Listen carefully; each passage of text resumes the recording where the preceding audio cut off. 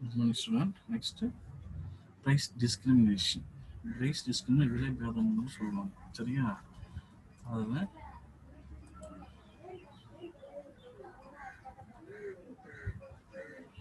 meaning பார்த்தா price discrimination means the practice of selling the some commodity to identify the buyers. If the monopolistic charges different prices from different consumers for the some commodity, it is called the price discrimination. Or price discrimination means selling the some product at the different prices to different buyers or to the some buyers. பொதுவாக நம்ம இதான் ஒரு பொருளை பார்த்தா different buyers என்னது different வாங்குவதும் விற்பவரும் different என்னது சரி the products selling same commodity இந்த ஒரே ஒரு மனக்கத்தில் வந்து டிஃப்ரெண்ட் பையர்ஸ் வாங்கணும். சரியா என்னது வேறுபட்டு வாங்குவர்கள் இருப்பாங்க. சரியா அந்த மொனோபலிஸ்ட்னா ஒரே ஒரு சிங்கிள் செல்லர்ஸ் தான் இருப்பாங்க. இப்போ மொனோபலிஸ்ட்னா ஒரே ஒரு விற்பனையாளர், ஆனால் வாங்குவதுங்க வேறுபடுவது காட்டுதுன்னு சொல்கிறாங்க. சரியா அதுதான் அதில் வந்து for example air ticket booking the air ticket before the travelling the period say the 3 months will the cost less when the compares to the booking the before a date for the traveling to same the distance for the same place with the high cost. என்னன்னு சொன்னால் இப்போ for example ஒரு ஏர் ticket இருக்குன்னா book பண்ணுறோம். சரியா இப்போ இங்கே வந்து ஒரு என்ன சொல்லலாம் ஒரு அமெரிக்கா போகிறோம் மற்ற எங்கே போகிறோம்னா பிஃபோராக ஒரு 3 months பிஃபோராக பண்ணோம் என்ன ஆகுனா அதில் இருக்கிற பிஃபோராக பண்ணுறதுனால என்ன நம்ம ஃப்ளைட் நம்பி வராங்கனால அவங்க என்ன செய்வாங்கன்னா அமௌண்ட் வந்து லெஸ் பண்ணுவாங்க. இல்லை நாளைக்கு போகிறேன்னா இன்றைக்கி பண்ணால் இப்போ ஹை காஸ்ட். சரியா என்னன்னா அவங்க வந்து என்னது அட் த டைம் அப்போ இருக்கிற வேரியேஷன் ஆகும். அப்போ அந்த டைம் போனால் அதிக அளவு காஸ்ட்டு கொடுக்க தான் இருக்கும். சரியா அப்போ அதுக்கு போல் பிஃபோராக 3 மாதம் முன்னாடினா அவங்க நம்மளோட ஏர்லைன்ஸ் தான் அவங்க நம்பி இருக்கிறாங்க.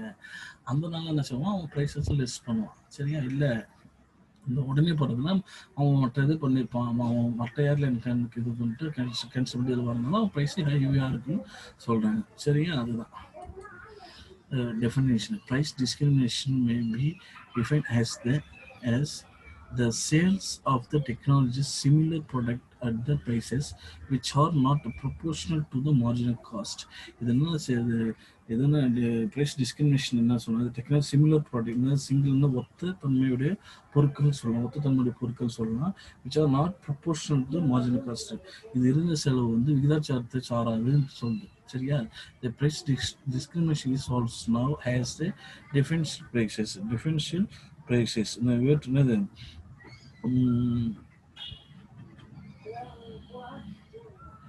வேற்றுமை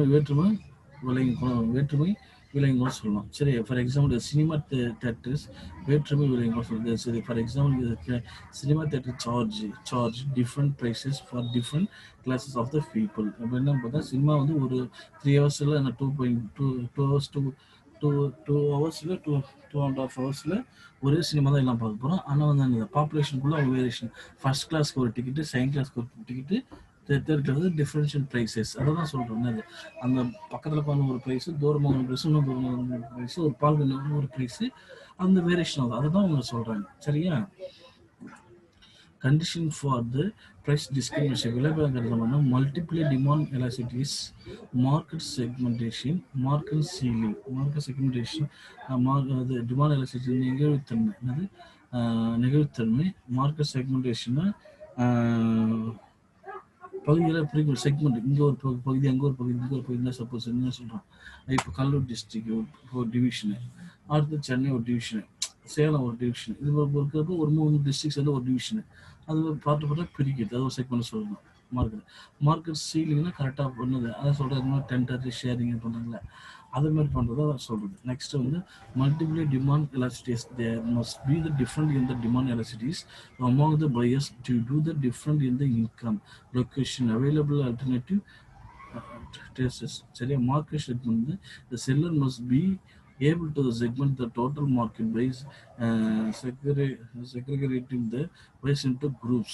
டெவலப்மெண்ட் குரூப்பாக கூட சொல்லலாம்.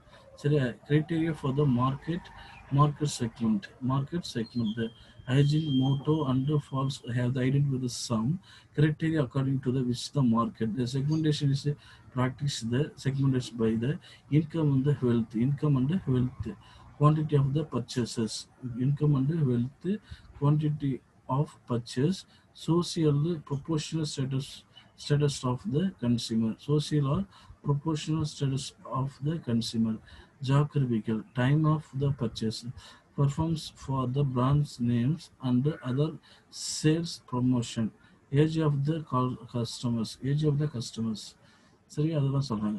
நெக்ஸ்ட் வந்து market சீலிங்னா the seller must able to the prevent or natural circumstances must exist with the will be prevent any resales of goods from lower to the higher prices. If there is any leakage in the form of the releases, it will lead to the narrow price structure where it is approach to the single price to the buyers. Narrow prices குறுகிய விலை அமைப்பு குறுகிய விலை அமைப்பும் சொல்லலாம். சரியா? Next when the price discrimination profitable price discrimination is profitable when the percentage change in the surplus association with the product upgrade is increase the consumer willingness to pay. சரியா? இதெல்லாம் சொல்ல ப்ரைஸ் டிஸ்கவுண்ட் எப்பவுமே product எவ்வளோ கேட்குறாங்க. இப்போ history of the chain surplus வந்து உபரியாக இருக்கிறது வந்து ப்ரொடக்ஷன் அப்கிரேட் பண்ணி இன்க்ரீஸ் இந்த கஸ்டமர் வில்லிங்னஸ் டு பே. சரியா? இங்கிலீஷ் இந்த கஸ்டமர் வந்து என்ன எவ்வளோ கொடுக்கணும் ரெடியாக இருக்கிறாங்க, எவ்வளோ அவங்க கொடுக்க அந்த கஸ்டமர் இந்த பொருளுக்கு இவ்வளோ கொடுக்க வில்லிங்ஸ் டு பே இருக்கிறாங்க நம்ம தண்டி வந்து டோட்டல் கஸ்டமர் பண்ணலாம். willingness to pay less the farm costers நிறுவன செலவு வந்து எவ்வளோ வந்து வில்லிங்னஸ் பே இருக்குது, அது நம்ம எவ்வளோ மக்கள் வந்து வில்லிங்னஸ் டு பே இவ்வளோ இவங்க சப்போஸ் 10 ரூபான்னா மக்கள் எவ்வளோ கொடுக்க எதிர்பார்க்குறாங்க அதை நம்ம சொல்கிறது தான்.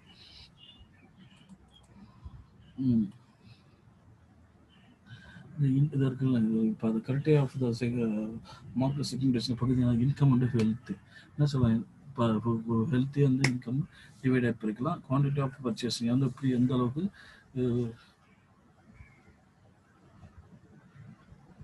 எவ்வளோ அளவுகளை எவ்வளோ பர்ச்சேஸ் பண்ணுறாங்க, எந்த மாதிரி எந்த இடையில எவ்வளோ க்ளோஸில் எவ்வளோ டன்ஸில் அப்படின்னு பார்க்கணும்.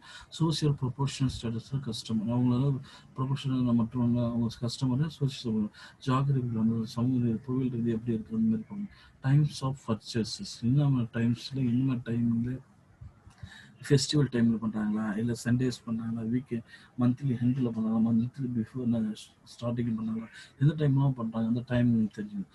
Performance on brand name and other sale of the promotion இந்த பிராண்டை எடுத்து அதிகமாக லைக் பண்ணுறாங்களா, என்ன பிராண்டை லைக் பண்ணுறாங்க, இந்த பொருளுக்கு இந்த பிராண்ட் அதிகம் லைக் பண்ணுறது, சோப்பிங்கு, வாஷிங்க்கு, பாத்திங்க்கு, ஒரு பல்சஸ் இதெல்லாம் எந்த மாதிரி பிராண்டட்ஸ் தான் லைக் பண்ணாங்களா நார்மலி லைக் பண்ணலாம்.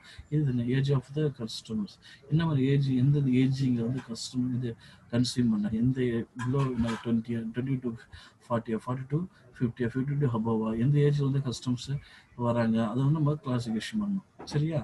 அதுதான் பொதுவாகவே எல்லாமே சொல்கிறது.